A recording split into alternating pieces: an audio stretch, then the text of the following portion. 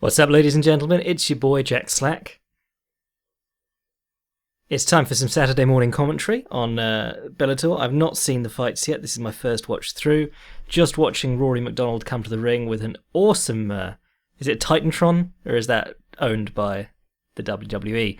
But these entrances are pretty cool. You do look a little bit weird walking down the ramp on your own in shorts. I always thought that when I watched... the glory fights and things like that. It's just a little bit lonely looking. I feel like you should be allowed to have your team come down right next to you. I used to love Yoshihiro Akiyama's entrance with his judo students. As much as I hated Yoshihiro Akiyama for his greasing against Kazushi Sakuraba. So MacDonald's coming in now. We'll skip ahead a little bit. Daley's on his way to the ring now. Very square dude. He looks like a normal person who's been compacted by a hydraulic press.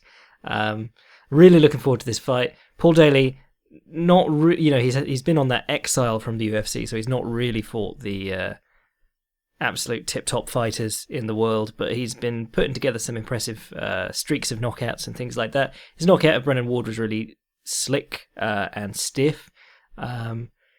Fought Douglas Lima recently, lost that fight because Douglas Lima was timing his left hook with the left hook inside of it. Very slick move by Lima. Rory MacDonald obviously coming off a couple of losses, but styles make fights. He's still got wins over the current UFC welterweight champion and the current UFC welterweight number one contender. The fact that he had trouble with Stephen Thompson and Robbie Lawler doesn't take away from that fact. He's interesting. Certainly a very hard stylistic matchup for both Maia and Woodley, which is the way that fighting generally goes. It's not a clear order with one guy on top and then the rest underneath him. But I don't need to tell you that. Right, we're getting the tail of the tape up. Anything interesting? Yep, 6 foot Rory MacDonald. Very big welterweight, actually. 5'9" Paul Daley. But equal reach, but then Daley's punching up. So and MacDonald uses his kicks a lot more generally. Right, we'll wind ahead and I'll count us down into the fight. 3, 2, 1, and we're off. Both men come out with high guards, low stances. Daley obviously going to be thinking about the shot that's coming. Oh! Counter right hand by Rory MacDonald and immediately in on the single up against the fence. Daley staying upright, but MacDonald's looking to sweep that back leg. Great balance, but oh no, he's down. And smashes the knees together, and Daley's working back to guard. And we're now in an open full guard, closed full guard now, on the mat.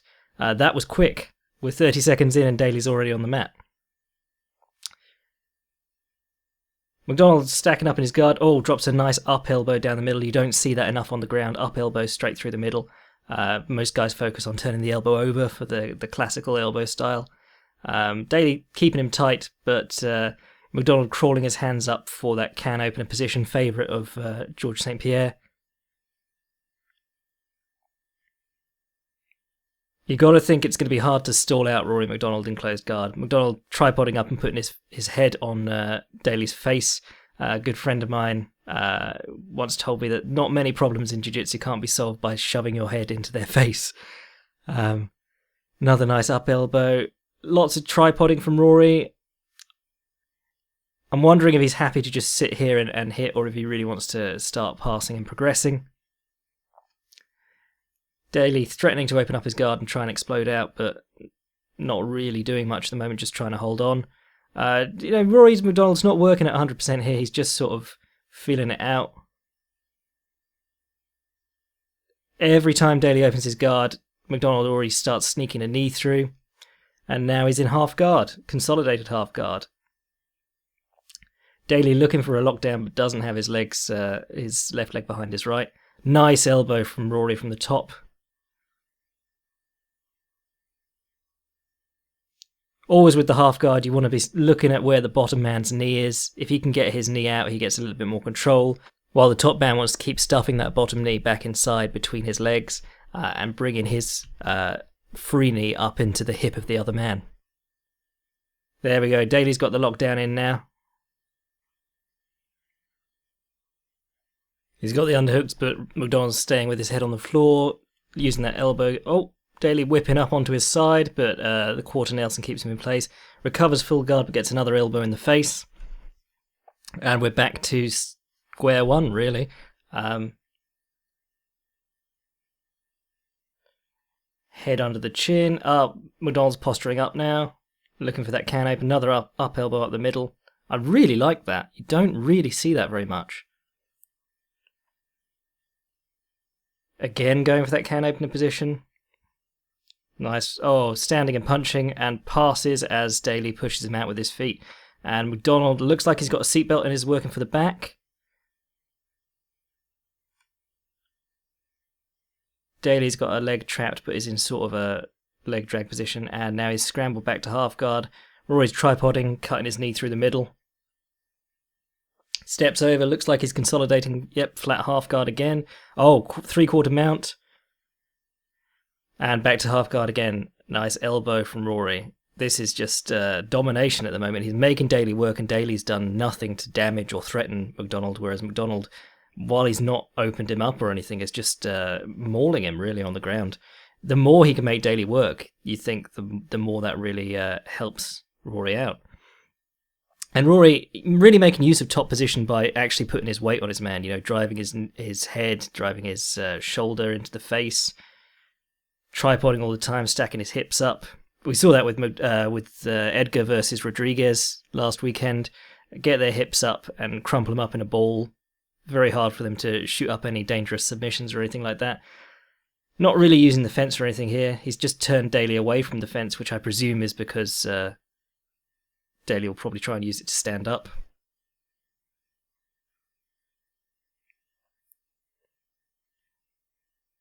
Rory trying to break some grips on his wrists here.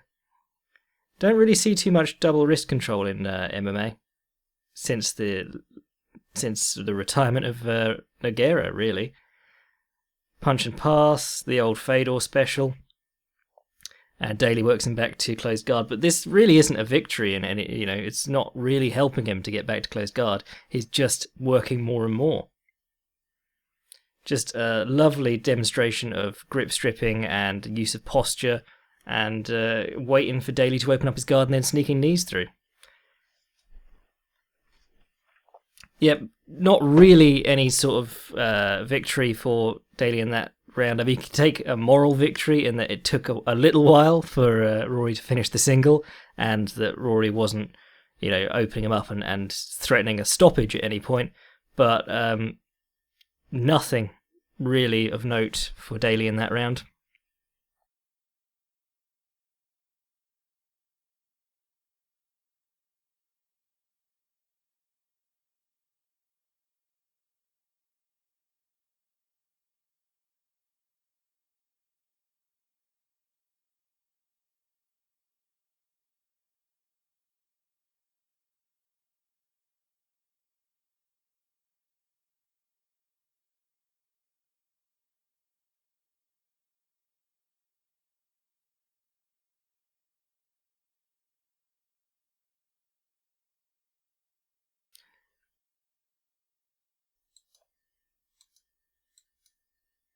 Right, here we go for round 2. 3, 2, 1, and we're off. Daley a bit more upright, goes for the flying knee from the Ward fight, eats another counter right hand. Lovely work from MacDonald. Oh! Did he head kick him? I couldn't see if his forearm got in the way. Oh, times it perfectly, ducks under for the shot, up against the fence. And we're on that single leg again, and finally gets him down. Yep, Daley can hop around for a bit, but oh, beautiful knee cut straight into the side control. Man, Daley is getting mauled here. Looks like Rory's trying to put his hips down on the near arm, or at least working a crossface or something. Trying to get under that near elbow. I presume he's going to try and go to mount or something like that. But you can get off some decent elbows here if you're as strong as Rory, on the ground, that is, at controlling the position with your chest. Nice elbow on the side of the head as Daley's turning away. That's dangerous. You can't really see where they're coming from. He's trying to hold the hands, but Rory's just stripping it away. He's turned back into him, and now Rory's stepping over for a mount. Got a knee caught in. Looks like he's going into a smash pass position here. Lots of Damien Meyer looks from Rory here, actually. Which is interesting given their previous fight. I mean, Rory did so well in the grappling in that fight to survive and then come out on top. Beautiful kicks over the half butterfly guard and is into side control again. Daley keeps working, he's bumping and turning into him, but now he's just, technical mount here. One leg up, looking for the back. He looks like he's under the chin already. And a quick tap there from Paul Daley. Yeah, it looked like he had enough. One of the top welterweights in the world against a guy who is really one of the top alternate welterweights in the world.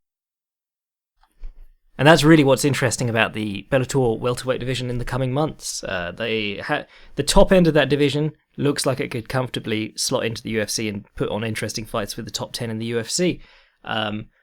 Maybe Rory MacDonald runs straight to a title. Maybe Douglas Lima or Lawrence Larkin or Koreshkov's still around. There's a good amount of talent in that division now.